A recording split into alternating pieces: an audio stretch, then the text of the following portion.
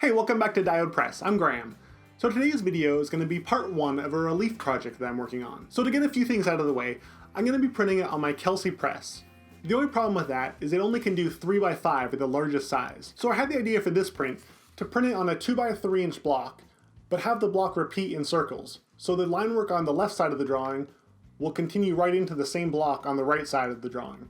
So basically as it goes around, you'll have a print that's in a circle. And so it'll make a little bit more sense when I get to actually printing it, but that's just the basic idea right now. I'm going to be making this print on a piece of resin grave. So resin grave is basically an epoxy resin plate mounted on a block of wood. Here you can see the section of epoxy and then the wood block.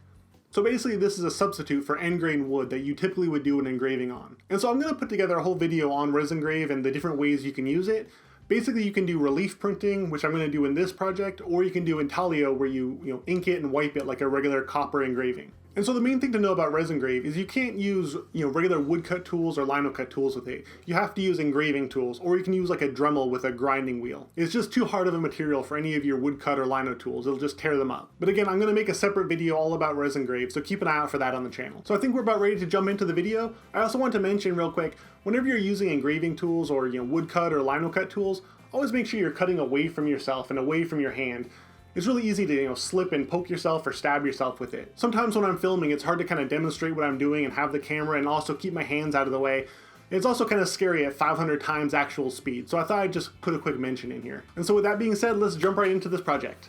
Normally when I do a print on resin grave, I tone the block using a wash of black India ink.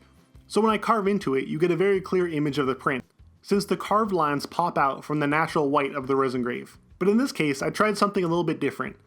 I started off by drawing my sketch right onto the white block. I did it first in pencil, so I could easily make any adjustments that I wanted. Then I went over my line work with a pen and locked in what I wanted. After that, I went over the block with a dark gray Copic marker. This toned the block, but I could still see my solid line work really easily through it. It's a bit hard to see in the camera, but it shows up great in person. And at this point, it was lots and lots of carving. I start off by defining the edges of the image. Since this image is going to be repeated around in a circle, I had to make sure I was careful not to take off any of my lines at the left and right borders. So I started there and then worked into the plate.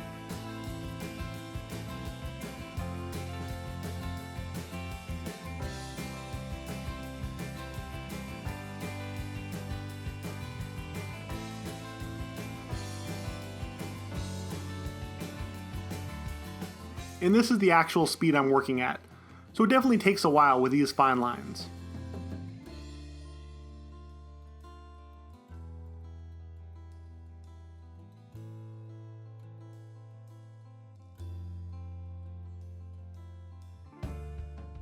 To clean off larger areas of the plate, I use a scraper tool. It's the same tool I use for my mezzotints. This works great with the epoxy-like finish of the resin grave.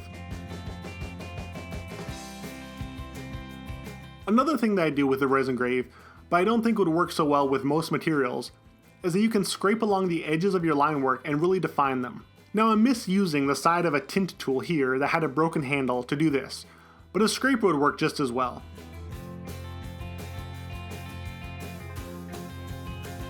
At this point, I've gotten all of my lines cut in, so I really need to see what it's looking like and find out if I've been clearing out enough material. So I sandwiched the block between two other older blocks, so the brayer can run evenly, and then I ink it up. Here you can see I need to do a bit more carving on the edges of the plate since they're picking up ink, and there's a lot of chatter in the background area as well. Some people really like the look of this, where you can see the tool marks, and I do at times, but for this print I'm going for cleaner lines. So it's back to the tools for another pass through the block.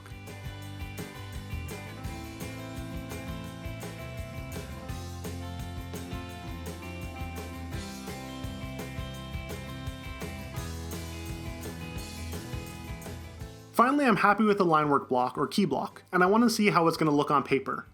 I also need to transfer my image onto my next block for the background color. I'll be printing this whole project on my 3x5 Kelsey press. And I have a couple of videos I've done in preparation for this project, one on storing the rollers and one on mounting the press to a desk, so I'll put those in the description box as well. Now I ink up the press and it's time to set up the chase.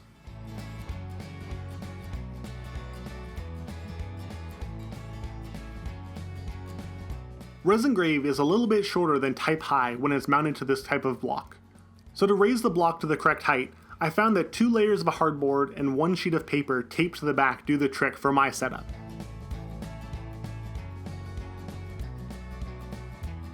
Now I arrange my furniture and then lock it all down with the coins. I'm not worrying about registration or placement on the paper at this point, since it's just a proof.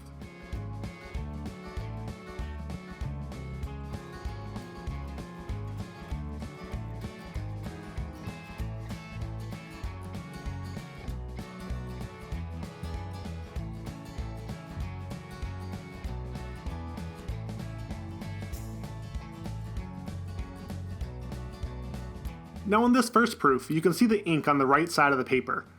This is actually because of my press and not the block. The left rail is just a hair lower than the right. I'm sure at some point over the life of the press it got bent or dropped. So to fix this, I tape up the left rail with 1 layer of tape and the problem's solved.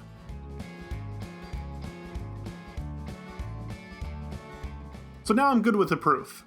I need to transfer this to another block, so I can keep the multiple blocks for this print in line and registered. To do this, I tape a sheet of paper and then a sheet of non-stick baking paper onto the press and print onto it, making sure the plate's loaded up with a bit more ink than normal.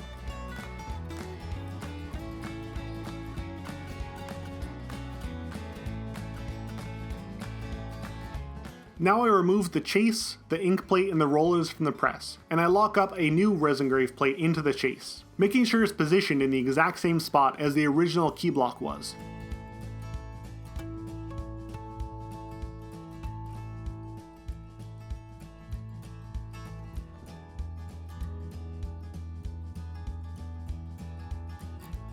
I load it back into the press and print the image on the wax paper onto the plate. And now you can see why I removed the rollers and the ink plate at this step.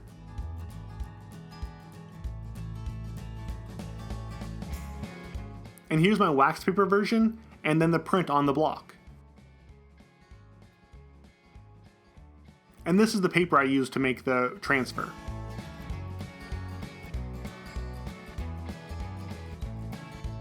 And here's the key block, and then the next block that I'll be working on in part 2 of this project. So that's it for part 1. In the next video, I'll be printing the final image, finishing the second block, and we'll have this project all wrapped up. So make sure to hit the thumbs up if you like the video and subscribe if you haven't. I really do appreciate it. And if you have any questions about this project or any steps I've gone through, let me know down in the comments and I'll make sure that in the next video I cover them. And I'll see you then. Thanks.